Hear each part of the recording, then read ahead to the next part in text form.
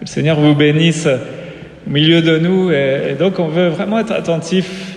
Et je crois que le Seigneur veut parler à plusieurs, enfin à tous, je crois, mais peut-être à quelques-uns en particulier, mettre le doigt sur des choses dans lesquelles Dieu veut nous voir peut-être avancer, être libéré aussi de certaines choses. Croyez-vous que Dieu sait ce qu'il fait? Amen. Croyez vraiment que Dieu sait ce qu'il fait? Amen. Moi aussi, je le crois. Mais croire cela, ça implique quand même pas mal de choses. En tout cas, Dieu sait ce qu'il fait, et même quand nous, on ne comprend pas, même quand nous, on aurait imaginé, même quand nous, on aurait voulu autrement, eh bien, quand Dieu ne fait pas comme nous, on aurait voulu, mais Dieu, lui, il sait ce qu'il fait. La parole de Dieu dit dans le psaume 139, au verset 16, psaume 139, verset 16, on va juste lire le verset 16, mais la pensée, c'est que, juste avant, le psalmiste parle du fait que même dans le sein maternel, alors quand nous étions encore dans le ventre de notre mère, et il y a cette pensée au verset 16, « Je n'étais encore qu'une masse informe, mais tes yeux me voyaient. Et sur ton livre étaient inscrits tous les jours qui m'étaient destinés, avant qu'un seul d'entre eux n'existe. » Amen. Sur ton livre étaient inscrits tous les jours qui m'étaient destinés. Donc, on sait que Dieu, il voit pas comme nous on voit, il ne vit pas comme nous on vit dans un temps qui s'écoule, passé, présent, avenir, mais Dieu, lui, il voit tout cela d'un seul coup d'œil. Ce sont des choses qui nous dépassent. On dit que Dieu habite comme dans un éternel présent. Et en tout cas, il nous est révélé dans ce texte que Dieu, il voit nos vies, il voit nos vies dans leur ensemble, et tous nos jours sont inscrits devant lui. Il connaît le nombre de nos jours, il connaît notre avenir. Alors, est-ce que ça veut dire que tout est écrit et que quoi que l'on fasse, tout est écrit? Non, ça ne veut pas dire ça. La prédestination, c'est quelque chose qui est biblique, mais ça ne veut pas dire que quoi que l'on fasse, il adviendra ce que Dieu a décidé, parce que Dieu nous a donné une liberté. Mais dans sa préscience, il sonde même nos cœurs et nos reins, on va en parler, mais il nous connaît tellement qu'il sait, il est capable de voir à l'avance aussi les choix que nous allons faire, et c'est pourquoi il voit tout. Rien ne lui est caché, tout est à nu, à découvert devant lui. Mais c'est déjà assez extraordinaire de réaliser que, alors que même qu'on n'était pas venu à l'existence, alors même qu'on n'avait pas ouvert les yeux à ce monde, et bien sur le livre de Dieu étaient inscrits tous les jours qui m'étaient destinés. Donc, Dieu sait ce qu'il fait. Maintenant, j'ai une deuxième question. Croyez-vous que tout ce que Dieu fait, il le fait pour notre bien? Il y a une nuance. Savoir que Dieu sait ce qu'il fait, ok, mais est-ce que vous êtes certain au fond de vos cœurs que tout ce que Dieu fait, ou tout ce que Dieu permet plus exactement, parce qu'il y a des fois des choses que l'on vit que Dieu n'aurait pas voulu, mais qu'il permet, est-ce que vous croyez qu'il fait tout cela pour notre bien? Oui. Même les choses difficiles à vivre? Regardez ce qui est dit dans Romains, dans l'épître de Paul aux Romains, chapitre 8, verset 28. Romains 8, verset 28. Nous savons, vous voyez là, c'est pas du normand, c'est pas du peut-être d'un coup, peut-être maintenant.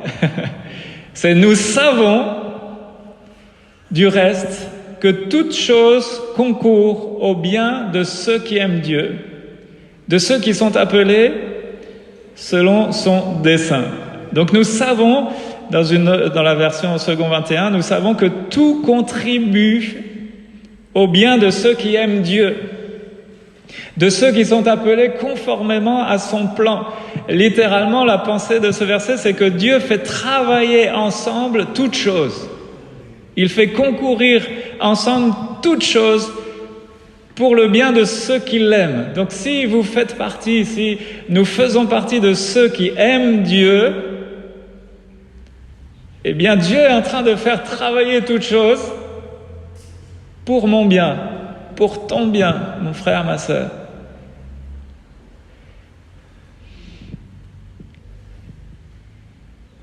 Toutes choses, ça veut dire toutes choses, on est d'accord ?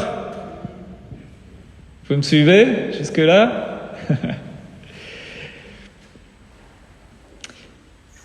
Alors si on est certain de ça, de ces deux bases, Dieu sait ce qu'il fait et en plus, ce qu'il fait, il fait travailler, il fait concourir ensemble les temps, les circonstances pour notre bien, alors on peut aller plus loin. On va aller plus loin ensemble.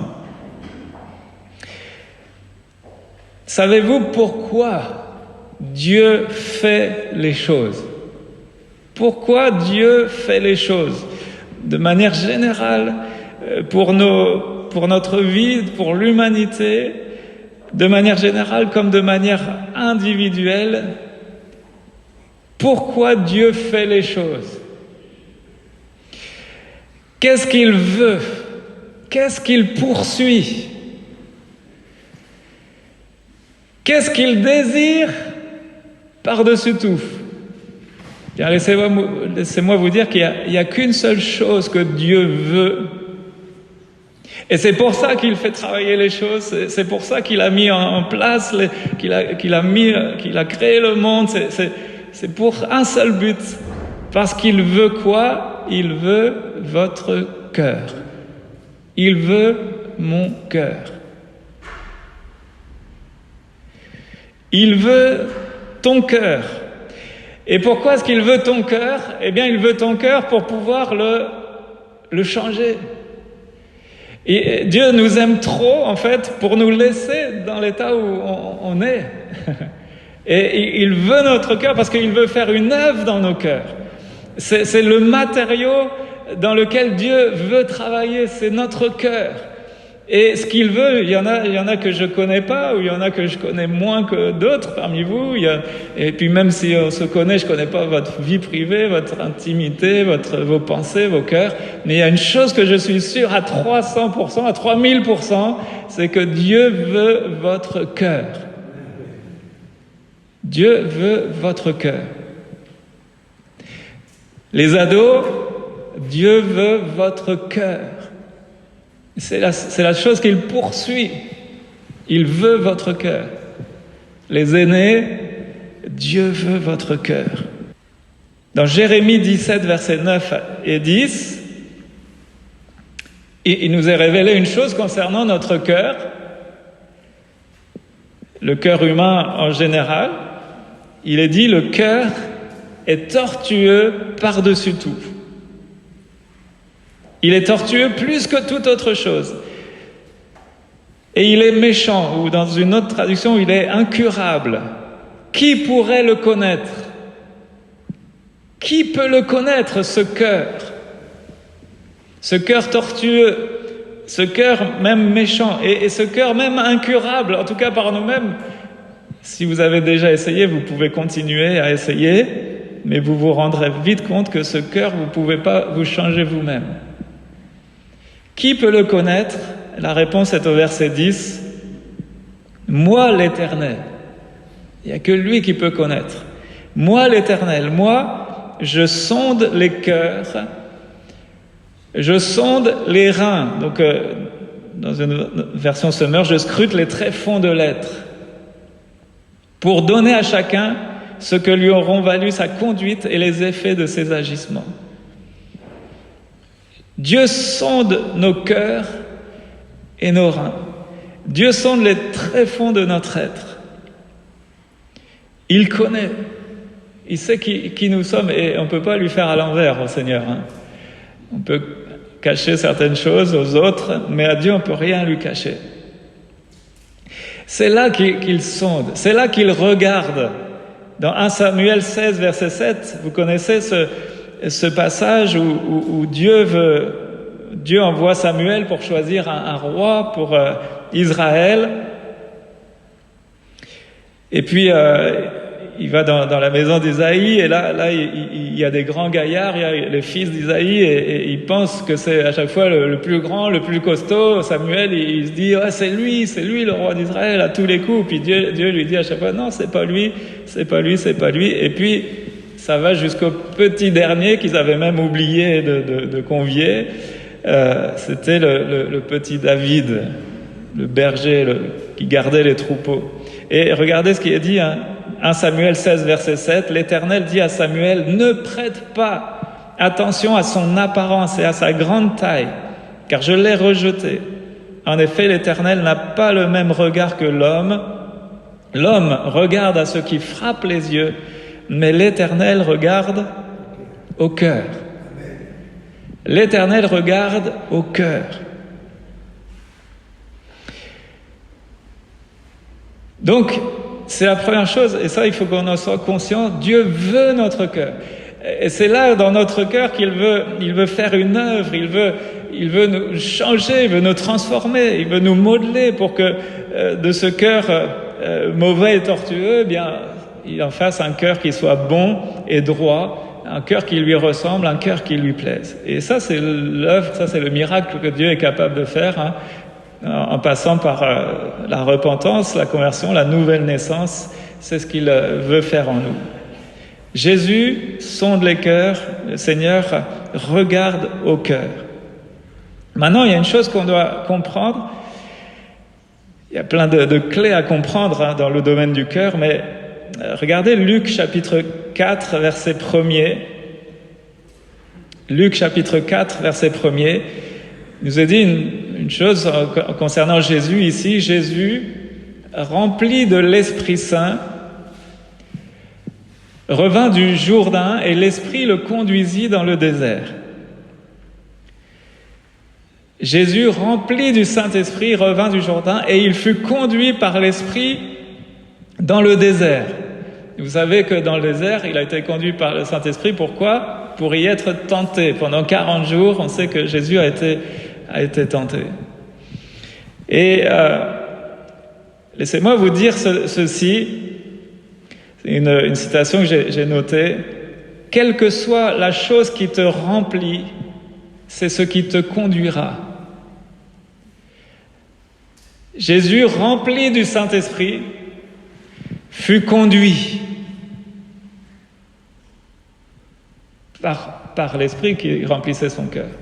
Jésus, rempli du Saint-Esprit, fut conduit. Il a été conduit où ? Il a été conduit dans les choses les meilleures pour lui. Plus de souffrance, que du succès, Non, il a été conduit dans le désert pour y être tenté. Dieu sait ce qu'il fait. Et ce principe s'appliquera pour nous, quelle que soit la chose qui te remplit, c'est ce qui te conduira. Si nous sommes remplis de haine, c'est la haine qui va nous conduire. Si on est rempli de jalousie, c'est cette jalousie qui va nous conduire. Quelle que soit la chose qui nous remplit, c'est ce qui nous conduira. Et si évidemment je suis rempli de choses négatives, eh bien ces choses négatives vont me conduire. Si je suis au contraire rempli d'amour, évidemment c'est cet amour qui va me conduire. Si je suis rempli de joie aussi, cette joie va me conduire. Si je suis rempli du Saint-Esprit, le Saint-Esprit va me conduire. Quelle que soit la chose qui te remplit, c'est ce qui te conduira.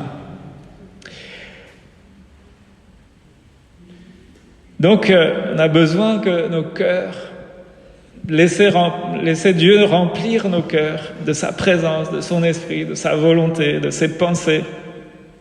On va lui dire, Seigneur, prends toute la place et conduis-moi, parce que sinon je risque de me laisser conduire par des choses qui ne sont pas à ta gloire. Quelle est la chose la plus précieuse aux yeux de Dieu, sur quoi nous devons veiller plus que tout?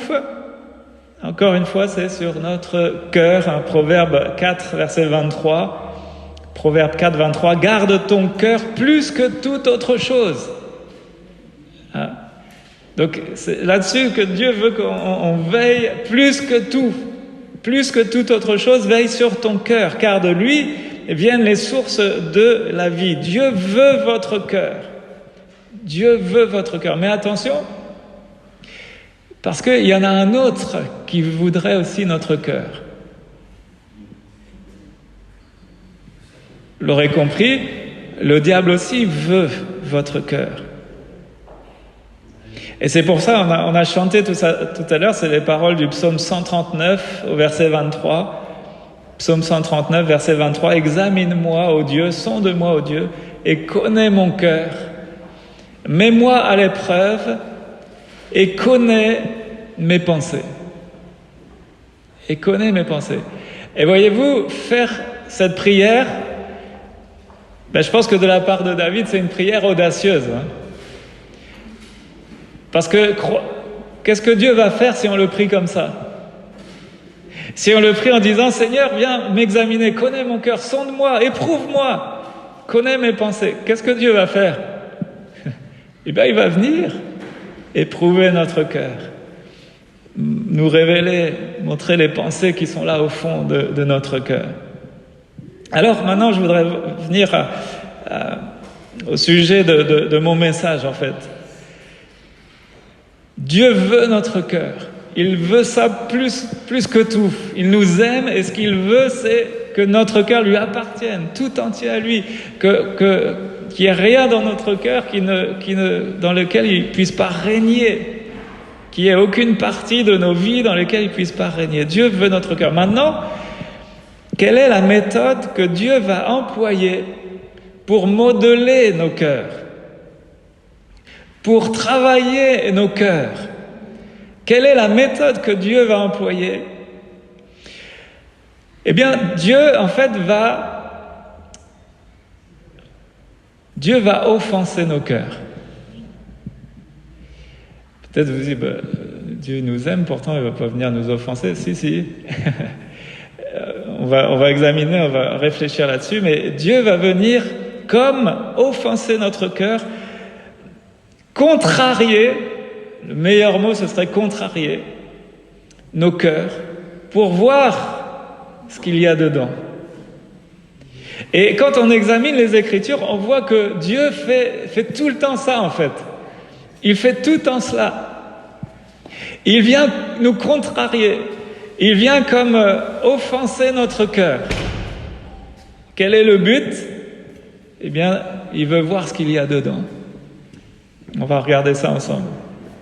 Dieu, donc, c'est la méthodologie de Dieu. Vous allez le voir. Peut-être ça nous paraît surprenant, mais quand on réfléchit, quand on examine les Écritures, Dieu fait sans cesse cela. Il vient nous offenser. Il va venir nous contrarier. Ça veut dire quoi? Offenser, contrarier. Ça veut dire que Dieu va aller à l'encontre. Contrarier, c'est quand les choses vont à l'encontre. Quand Dieu va faire le contraire de ce que nous, on voudrait. Quand Dieu va venir heurter notre sensibilité. C'est quand Dieu il va parfois même causer de la douleur ou nous faire vivre de l'injustice. Il va comme blesser nos sentiments. Pourquoi? Parce qu'il veut voir ce qu'il y a dans notre cœur. Ça rejoint la même pensée que le fait d'éprouver. Vous savez, éprouver, la Bible dit que l'épreuve de notre foi, elle est plus précieuse que l'or périssable, qui pourtant est éprouvé par le feu. Ça veut dire quoi? Bien, l'image de l'or et de l'argent, vous connaissez très bien cette image, je pense, je vais la répéter quand même, d'un métal précieux. Si on veut que ce métal soit pur, on va le faire passer au creuset. On va éprouver l'argent et l'or. On va le chauffer, on va le faire fondre et les impuretés, quand le métal va être fondu, les impuretés vont remonter à la surface, ce qu'on appelle les scories, Et donc on va retirer les impuretés au fur et à mesure et le métal va devenir de plus en plus pur. Et selon la qualité de métal, on a de l'or, combien de carats je ne sais plus les chiffres là. Enfin bref. Et c'est ce même principe que Dieu va sans cesse appliquer avec nous. Il agit sans cesse comme ça parce qu'il nous aime. Il fait concourir toutes choses pour le bien de ceux qui l'aiment. Il nous aime trop pour nous laisser dans l'état où nous sommes là. Lui, il veut nous amener plus loin, il veut nous changer, il veut nous transformer. Alors, oui, le cœur de l'homme, il est tortueux par-dessus tout, il est même méchant. Qui peut le connaître ? Dieu le connaît. Et c'est parce qu'il connaît nos cœurs qu'il veut nous changer, nous transformer. Pourquoi Dieu va-t-il nous offenser, nous contrarier ? Eh bien, parce que les choses qui sont en toi aujourd'hui, écoute bien cela, les choses qui sont en toi aujourd'hui ne peuvent pas aller là où Dieu t'envoie demain. Les choses qui sont en toi aujourd'hui ne peuvent pas aller là où Dieu t'envoie demain. Je vais prendre un exemple. C'est l'exemple de la formation, tout simplement. Si demain Dieu appelle quelqu'un à être médecin, eh bien, il vaut mieux que ce médecin il soit formé. Vous comprenez ? Donc, les choses qui sont en toi aujourd'hui, elles peuvent pas aller là où Dieu te veut demain si tu te formes pas en tant que médecin. Donc, il y a un cheminement, il y a une formation. Et c'est la même chose pour nos cœurs. Si Dieu, demain, il veut que tu sois une épouse ou un mari aimant et tout ça, le célibataire d'aujourd'hui, il faut qu'il change. Vous comprenez ce que je veux dire ? Si demain, il veut qu'on soit je peux multiplier les exemples, mais prenez votre situation. Les choses qui sont en nous aujourd'hui, eh bien, Dieu veut les changer, les former, les qualifier pour que demain, on puisse entrer dans les plans qu'il a pour nous. Alors, on va prendre maintenant des exemples. Et la Bible est remplie de ce genre d'exemples où Dieu vient contrarier un cœur. Mais qu'est-ce que tu fais, Seigneur ? Il vient révéler. Je vais prendre d'abord l'exemple du jeune homme riche. Le jeune homme riche, dans Matthieu 19, au verset 16, un homme s'approcha et dit à Jésus, « Bon maître, que dois-je faire de bon pour avoir la vie éternelle ?» Il est dit au verset 21, Matthieu 19, verset 21, Jésus lui dit, « Si tu veux être parfait, va vendre tout ce que tu possèdes, donne-le aux pauvres et tu auras un trésor dans le ciel. Puis viens et suis-moi. » Et au verset 22, il est dit, « Lorsqu'il entendit cette parole, le jeune homme s'en alla tout triste, car il avait de grands biens. » C'était un jeune homme, il était riche, pas de problème d'argent, et puis Jésus lui dit quelque chose qui va venir le contrarier. Ça va à l'encontre, c'est le contraire de ce qu'il voulait entendre. Je crois que cet homme, il voulait tout entendre sauf ça. Pourquoi Jésus agit comme ça ? Il va le contrarier, il va comme le blesser. Il va comme l'offenser là, parce qu'il y a quelque chose que Dieu veut révéler dans son cœur. Cet homme était riche. Le problème, c'est pas d'être riche. Il y a plein d'hommes de Dieu qui étaient riches dans la Bible. Le problème, c'est de mettre d'avoir cet argent comme Dieu, en fait, d'avoir cet argent à la première place dans son cœur. Et Jésus va mettre exactement le doigt là où il faut. Toutes tes richesses, va, vends-les, donne-les aux pauvres, et là tu auras un trésor dans le ciel. Puis viens et suis-moi, et il y a un appel vraiment à venir, à le suivre, à le servir. Et cet homme, il repart triste, contrarié.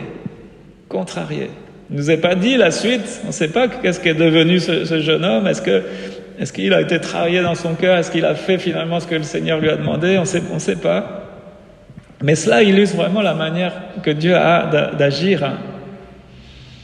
Vous savez, c'est assez simple en fin de compte, notre cœur nous qualifie ou notre cœur nous disqualifie. Et parce que Jésus ne veut pas qu'on soit disqualifié, bien il va travailler dans ce matériau-là, notre cœur.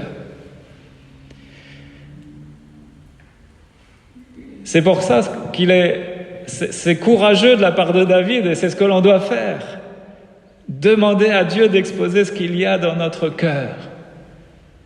Viens, sonde-moi, montre-moi si je suis sur une mauvaise voie, montre-moi si je suis loin de toi. Demandons à Dieu d'exposer ce qu'il y a dans notre cœur afin qu'on ne soit pas disqualifié, qu'on ne soit jamais disqualifié. Donc ce jeune homme riche, Jésus le contrarie. Les disciples, vous savez qu'à un moment donné, Jésus va leur dire « Allons en Samarie, on va traverser la Samarie. » Mais Seigneur, attends, il n'y a pas de relation entre les Juifs et les Samaritains, c'est impossible, on ne va jamais là. Qu'est-ce que Jésus est en train de faire? Il va à l'encontre.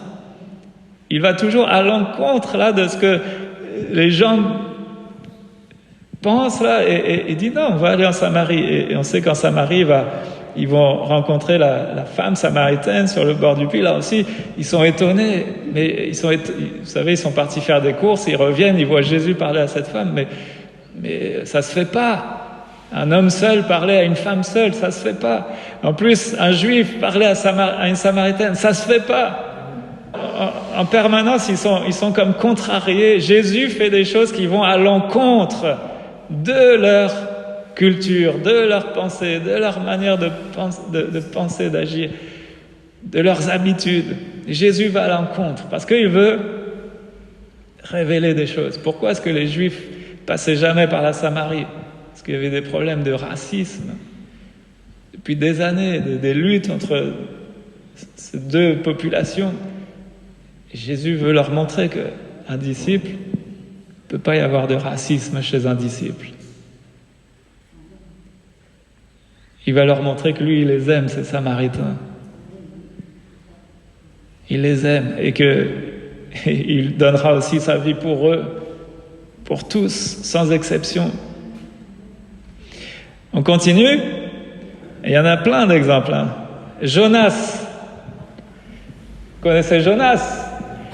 Un prophète, un homme de Dieu. Alléluia. Bon, Jonas, mon cher Jonas, va à Ninive, va prêcher l'évangile, va annoncer la parole de Dieu à Ninive. Quoi? Moi, à Ninive? Jamais. Jamais. Jonas ne veut pas, et là encore, Dieu vient le contrarier, Dieu vient lui demander quelque chose qui va à l'encontre de ce qu'il veut. Dieu va comme offenser le cœur de Jonas. Pourquoi? Parce qu'il veut le cœur de Jonas. C'est pas seulement qu'il veut sauver les Ninivites, oui évidemment, mais il veut le cœur de Jonas. Et vous connaissez tout le parcours. Jésus lui dit, voilà, lui, il va à l'opposé. Il va prendre un bateau pour fuir le plus loin possible de Ninive. Dans ce bateau, il y a la tempête et on se rend compte que c'est à cause de Jonas qui fuit les plans de Dieu. Il le jette à l'eau et là, il se fait avaler par ce grand poisson. Vous connaissez? C'est pas une légende parce que c'est dans la parole de Dieu et Jésus lui-même y fait référence, donc c'est pas une légende, ce sont des choses réelles et Dieu va rejeter, alors on sait qu'il y a toute une œuvre qui se fait dans le cœur de Jonas, là dans le grand poisson, et Dieu va rejeter Jonas sur la plage et allez, tu y vas maintenant à Ninive. C'était quoi le problème, encore une fois? Problème de racisme. Les Ninivites, c'était un peuple païen, un peuple étranger, ils faisaient des razzias, ils faisaient des choses terribles. Et certainement que Jonas avait été lui-même impacté, touché par les choses horribles que faisaient les Ninivites. Et donc il y avait de la haine, il y avait de la colère dans son cœur, certainement du racisme. Il ne pouvait pas voir cette nation. Et Dieu lui dit, non, ce peuple-là, je veux qu'il se repente et qu'il vive. Ce peuple-là, je veux qu'il saisisse la grâce et je vais leur accorder mon pardon. Et ça, Jonas, il peut pas au début. Et après, si vous relisez, Dieu va encore un peu le contrarier avec l'épisode du ricin. Enfin bref, relisez, je vais pas m'étendre, mais relisez et voyez le travail que Dieu fait. Il contrarie. Il vient nous contrarier. Il sait nous contrarier, le Seigneur. Mais il le fait pour notre bien. Parce qu'il nous cherche, il nous veut.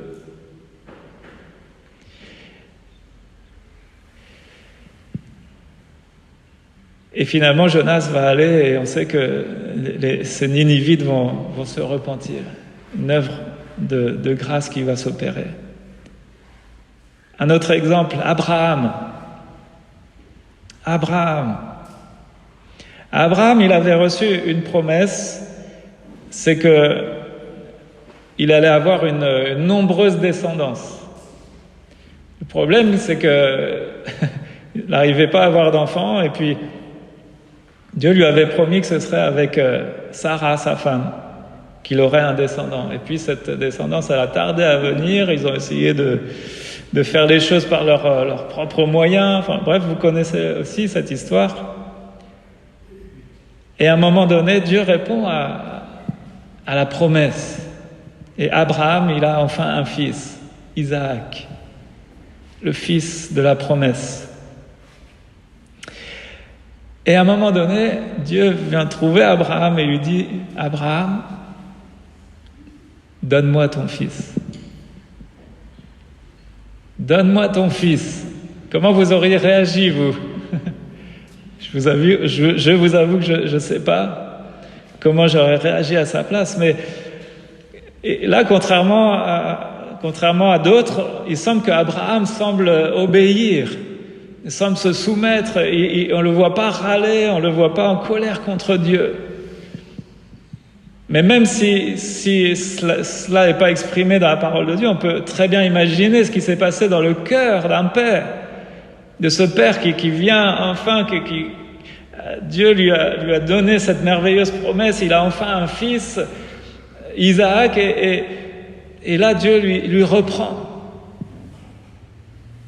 Dieu lui reprend. Là encore, des choses qui vont contrarier, qui vont à l'encontre de ce que nous on voudrait.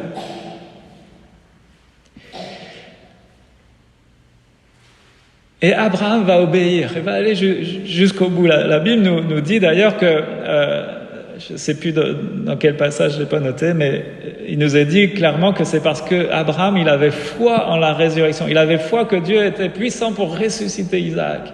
Vous imaginez quand même le degré de foi assez exceptionnel d'Abraham. Il croyait que Dieu était puissant pour ressusciter Isaac, alors il était prêt à aller jusqu'au bout. Et au dernier moment, on sait que Dieu a retenu sa main et que Dieu a pourvu un sacrifice, un bélier, pour être sacrifié à la place d'Isaac. Et là, il y a aussi plein d'images qui nous parlent de Jésus. Mais j'ai noté aussi cette citation. Si vous voulez obéir seulement à ce que vous comprenez, vous serez toujours en retard. Si vous voulez obéir seulement à ce que vous comprenez, vous serez toujours en retard. La compréhension peut attendre, mais l'obéissance ne peut pas attendre. Et parfois, Dieu nous demande des choses, ça vient nous contrarier, c'est à l'encontre, ça va totalement à l'opposé de ce que on a toujours fait ou on voudrait. Et Dieu nous dit, mais cherche pas à comprendre, obéis d'abord. Les explications viendront plus tard. Et parfois, il n'y a même pas d'explication. Et Dieu nous demande de lui faire confiance. C'est ça, tout simplement, la foi. Fais-moi confiance. Obéis à ce que je te demande. Suis les directives de ma parole. Et tu vas être béni, tu vas être conduit. Même si les choses viennent heurter nos cœurs, nous contrarier. Si on désobéit, il est évident qu'on va prendre du retard. Il est évident qu'on va tourner en rond. Il est évident qu'on va prendre des chemins détournés alors que Dieu voudrait nous tracer des chemins bien droits. Qu'on puisse obéir sans toujours comprendre.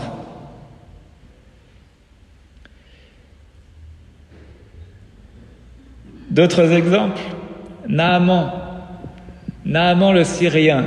Vous connaissez cet homme? C'est un général syrien. Et cet homme, à un moment donné, il tombe malade. Il souffre de la lèpre. À l'époque, maladie incurable. Impossible de trouver une solution. Des médecins pour être guéris de ça. Et puis, vous connaissez l'histoire, il y a une petite servante chez lui, une enfant, une juive, qui elle connaît les choses de Dieu. Elle dit, mais si tu pouvais rencontrer l'homme de Dieu, le prophète, il aurait certainement une solution pour toi. Alors Naaman accepte, il va trouver le prophète, et puis qu'est-ce que Naaman attendait? Qu'est-ce qu'il voulait, Naaman? Le général, il aurait voulu que le prophète l'accueille avec tout l'apparat, avec les trompettes, avec le tapis rouge et tout. Il arrive devant la porte du prophète. Le prophète, il se déplace même pas. Il ne se déplace même pas. Il envoie son serviteur. Et donc là, paf, contrarié, ça va à l'encontre. C'est pas comme ça qu'on fait. C'est pas comme ça qu'on me reçoit. Et le serviteur va lui dire, il faut que tu ailles te baigner 7 fois dans le Jourdain. Quoi, le Jourdain? C'est les eaux sales et boueuses du Jourdain, mais il y a plein d'autres fleuves qui sont propres, Et moi, tout général que je suis, j'irai me baigner dans le Jourdain, jamais. Donc, vous voyez, Dieu, qu'est-ce qu'il fait? Il vient contrarier. Qu'est-ce qu'il contrarie ici? Évidemment, l'orgueil. L'orgueil de ce général, ce puissant, un puissant de ce monde. Si on est orgueilleux, Dieu viendra nous rabaisser, nous humilier. Pourquoi? Parce qu'il nous déteste? Non, parce qu'il nous aime. Parce qu'il nous aime. Et donc, après plusieurs luttes dans son cœur, eh bien, ce général va accepter. Il va accepter, sous le conseil d'ailleurs d'un de ses serviteurs qui dit « Ouais, mais ça n'a pas l'air trop compliqué quand même ce qu'il te demande, ça vaut peut-être le coup d'essayer. » Et il va le faire, il va se baigner cette fois dans le Jourdain et Dieu intervient, il y a cette guérison miraculeuse.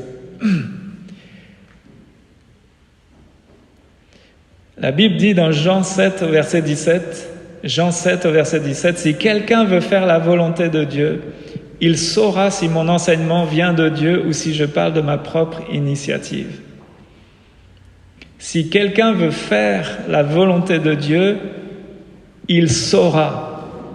Je ne sais pas si tu peux l'afficher. Jean 7, verset 17. Je suis dans la version 21, second 21. C'est intéressant. Si quelqu'un veut faire la volonté de Dieu, si quelqu'un est décidé à faire la volonté de Dieu, il reconnaîtra bien. Donc dans la version second 21, c'est si quelqu'un veut faire la volonté de Dieu, il saura si mon enseignement. Donc vous voyez l'ordre des choses. D'abord l'obéissance et ensuite les explications. D'abord obéir et ensuite on saura. L'obéissance d'abord, la révélation ensuite. Et ça, je crois que ce sont des principes bibliques, des principes spirituels. C'est marcher par la foi. Le monde dit, je veux voir d'abord pour croire. Le Seigneur nous dit, non, crois d'abord, tu verras ensuite. Et là, c'est la même chose. Allez, un dernier pour la route. David, le roi David, homme selon le cœur de Dieu.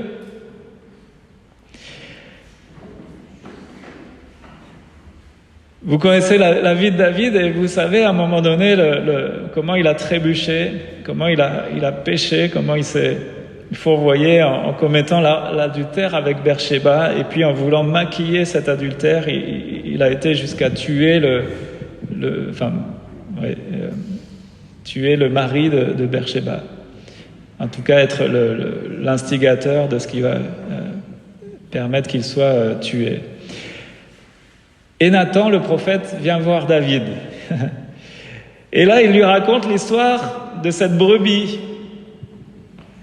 Un homme qui avait une brebis, il en prend soin chaque jour, il l'aime, il la chérit comme sa propre fille.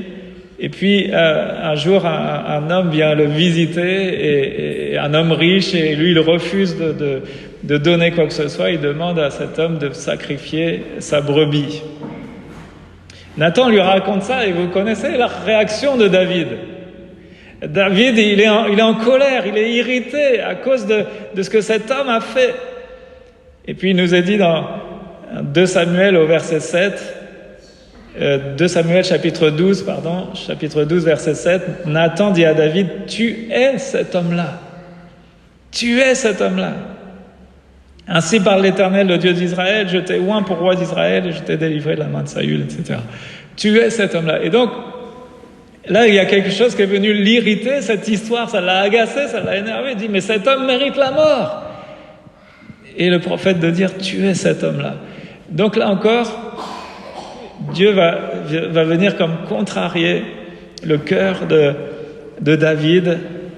Et on voit que David, il est rapide à juger.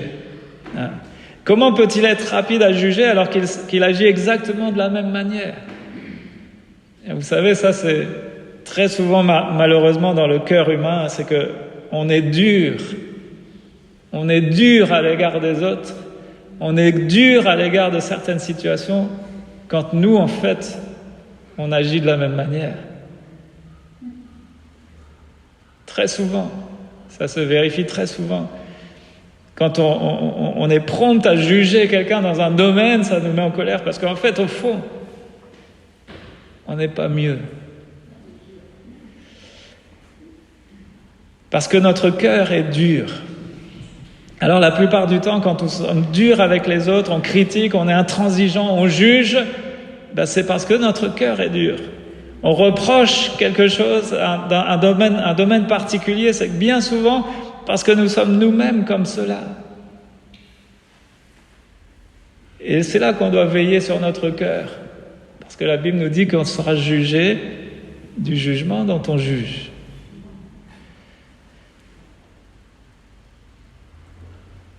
David a été contrarié et ça a été salutaire pour lui. Heureusement que Dieu est venu le contrarier, l'offenser dans son cœur pour qu'il réalise, mais oui, je suis cet homme-là.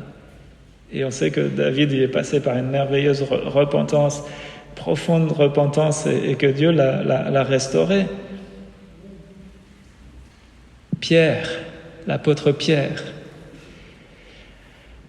Seigneur, tous peuvent t'abandonner, moi je t'abandonnerai jamais.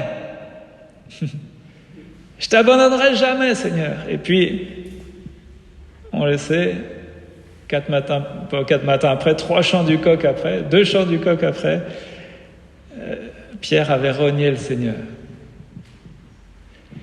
Pierre avait renié le Seigneur. Et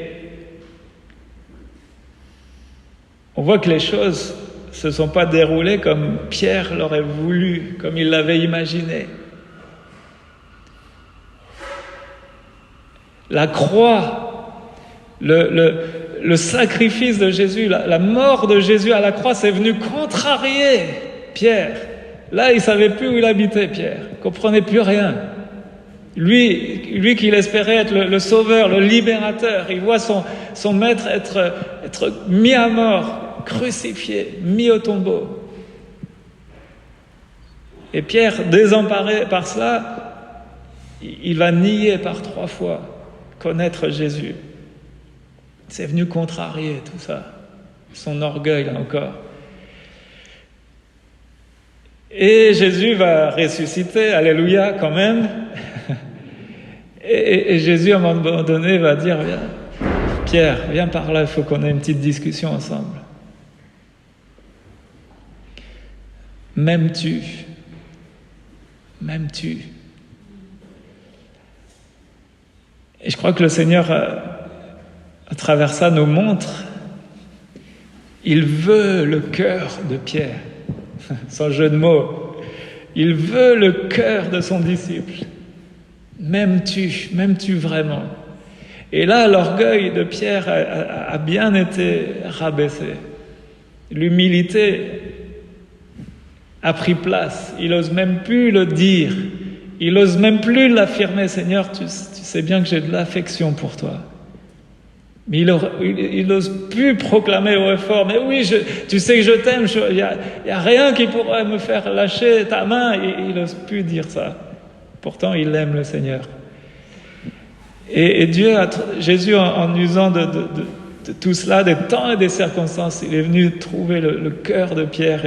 Et à partir de ce moment-là, on sait que jamais plus Pierre va lâcher la main du Seigneur. Il sera un instrument béni entre les mains de Jésus, un apôtre formidable, et parce qu'il y a eu tout ce travail-là. Alors on pourrait encore multiplier plein d'autres exemples dans la parole de Dieu où Dieu vient faire les choses, vient contrarier les conceptions, les pensées, les habitudes, la religiosité, etc., etc.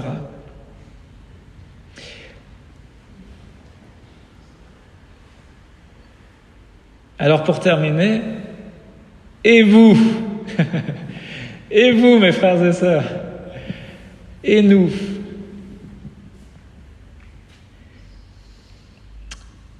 si Dieu est en train actuellement de te contrarier, peut-être que c'est dans ton foyer, dans ton couple, peut-être que c'est sur le lieu du travail, il y a des choses que tu n'aurais pas voulu qu'il se passe comme ça, et pourtant, tu l'as dit au départ, tu crois que Dieu sait ce qu'il fait, et tu as dit, tu crois que Dieu fait concourir toutes choses pour ton bien. Alors si tu as des galères au travail, est-ce que tu crois toujours que Dieu sait ce qu'il fait et qu'il fait concourir ces choses pour ton bien? Amen. Bien, continue à le croire parce que Dieu est en train de travailler simplement ton cœur. Il est en train de te contrarier parce qu'il veut révéler, il veut modeler encore ton cœur. La Bible nous dit que l'épreuve de notre foi, elle produit des choses, elle produit la patience, elle produit la persévérance dans l'épreuve. Donc Dieu, il travaille nos cœurs, Jésus travaille nos cœurs. S'il y a des choses qui viennent te contrarier en ce moment, eh bien laisse Dieu faire, laisse Dieu agir. Dieu sait ce qu'il fait. Amen. Et c'est pas parce qu'il y a des choses qui viennent te contrarier que Dieu a arrêté de t'aimer. Non, c'est tout le contraire. Parce qu'il t'aime, il est bien en train de s'occuper de toi, justement. Peut-être pas comme tu l'aurais imaginé, mais il s'occupe de toi. Il est en train de te former, de te qualifier pour des choses que tu auras apportées peut-être plus tard. Des traits de caractère qui te seront indispensables pour la suite. Il te faudra ce cœur-là pour devenir véritablement un disciple, une disciple dont Jésus va pouvoir se servir avec puissance. Il veut continuer de travailler ce cœur-là. Alors peut-être que les choses te contrarient et viennent révéler en toi un manque de foi, un manque de confiance en lui. Ça peut peut-être révéler une jalousie. Peut-être que Dieu veut révéler l'immobilisme, l'attentisme. Mais qu'est-ce que tu attends pour t'engager? Qu'est-ce que tu attends pour donner ta vie au Seigneur? Dieu va venir te contrarier. Peut-être ça révèle de la paresse, peut-être ça peut révéler un manque de pardon. Un manque de pardon, un manque d'amour.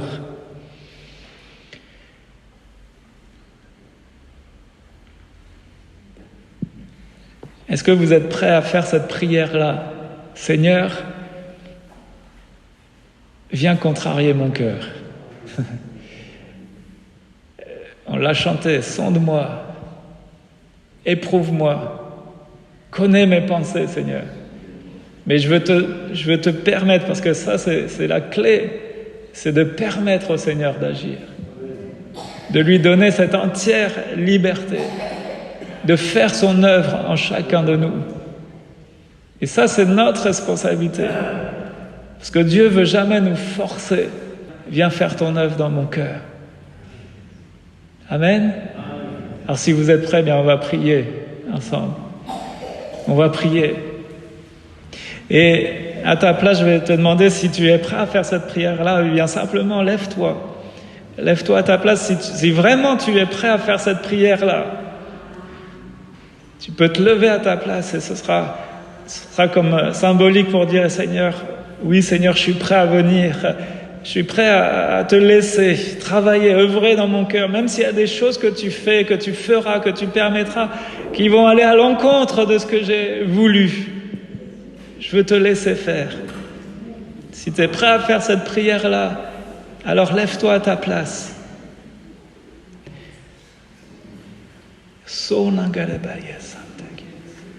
Oh Jésus, Jésus, tu es bon. Alléluia, tu es bon, tu es fidèle, Seigneur. Alléluia. Merci Jésus. Seigneur, tu connais les cœurs. Tu connais les cœurs de chacun, Seigneur. Et on veut te faire ensemble cette prière. Oui, viens sonder nos cœurs, viens révéler ce qu'il y a dans nos cœurs. Viens, si cela est nécessaire, eh bien, viens contrarier, viens peut-être comme nous offenser, Seigneur. Mais c'est parce que tu veux travailler nos cœurs, nous forger pour qu'on te ressemble, Seigneur. Oh Seigneur, merci pour l'épreuve de notre foi, parce que c'est ce matériau précieux que tu veux travailler. Nos cœurs, la foi dans nos cœurs, la confiance que l'on met en toi, Seigneur. Alors oui, je te prie, Seigneur, pour chacun d'entre nous, pour qu'ensemble, on veut te donner cette liberté-là d'agir. On veut te donner les clés d'accès à nos cœurs. On veut t'ouvrir tout grand la porte en te disant, Seigneur, viens faire ton œuvre en moi, comme tu le veux, quand tu le voudras, de la manière dont il te semblera bon, Seigneur. Je veux te laisser faire, je veux te laisser agir.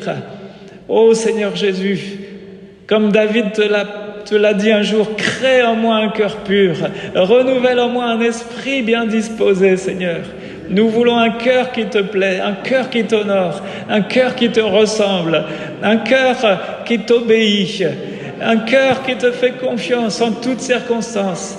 Ô Seigneur Jésus, souffle maintenant par ton esprit, visite cette assemblée, visite ton Église, Seigneur Jésus, et qu'ensemble, eh bien, tu nous entraînes plus loin. Je veux croire que tu veux nous conduire dans des choses qui sont surprenantes, des choses qu'on n'aurait pas imaginées, mais parce qu'on sera disponible entre tes mains, parce qu'on aura été malléable, parce qu'on aura été soumis, eh bien tu vas pouvoir te servir de nous, Seigneur. Alors oui, Seigneur, sonde nos cœurs, sonde nos reins, sonde nos pensées, Seigneur. Viens, connais-nous, Seigneur, et viens nous changer, viens transformer nos vies.